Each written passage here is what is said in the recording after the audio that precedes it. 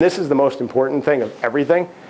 Do good, right? Find some charity. Find somebody less fortunate than you and help them, okay? And to me, the most rewarding things that I've done are those things, okay? And those aren't all of the things, but like, I'm so involved in different charities, and it's because it feels good to give back, and it's the right thing to do. And the truth is, in some ways, it's selfish. You can't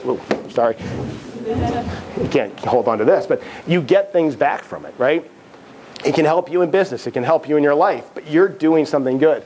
And I just want to give one example of something, because things happen in life, and even when you don't know you're doing them. Okay, so, and Melissa knows this person. So at Kirkland, there's a guy who's in our records department. His name's Ramiro. Ramiro's from Honduras. Okay, and Ramiro is one of these just remarkable guys. Like he, in fact, and not kidding, he jumped on the subway tracks and saved somebody. Right, like train was coming, he jumped on, he grabbed the guy, he pulled him up. There was a whole news thing about it. This guy's like an amazing guy, and he's the kind of guy that just you gravitate to.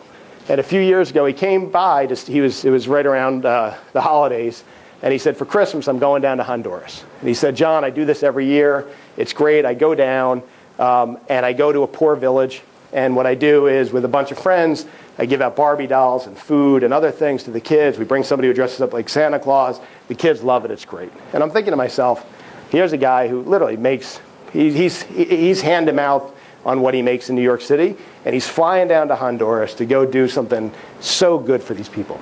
So I got up and I had to go to a meeting, and I wrote a $500 check. I gave it to my assistant. I said, "Make sure Ramiro gets it. Tell him to go like buy some other stuff with it." Now, what I didn't know is how far $500 goes in Honduras. So when he came back, he was like, "Hey, John, thank you so much for that." He said, "And by the way, you are now a celebrity in Honduras." I said, "What does that mean?"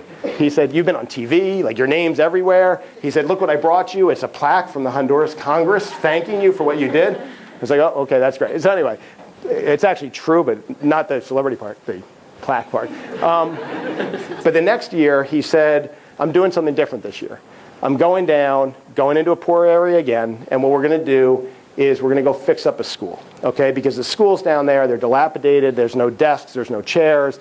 The bathrooms are terrible. There's no privacy. So a lot of the girls don't go to school, because if they do go to school, like it's not good for, in a lot of ways, hygiene, and also dangerous. So we're going to go and we're going to fix up a school, okay?" And he told me like the day he's leaving, which is what he used to do. And I always said, "Can you give me some lead time so we can help on this stuff?" So I ran around and we collected like $3,000, right? And we gave it to him. And he went down and he fixed up this school, right? And they did a video of it with all the kids helping and everything else, but they completely fixed it up. And he came to me a few months later. He said, "Just want to let you know, there's been not one dropout in the entire school, because now like you have this community that has so much pride in it."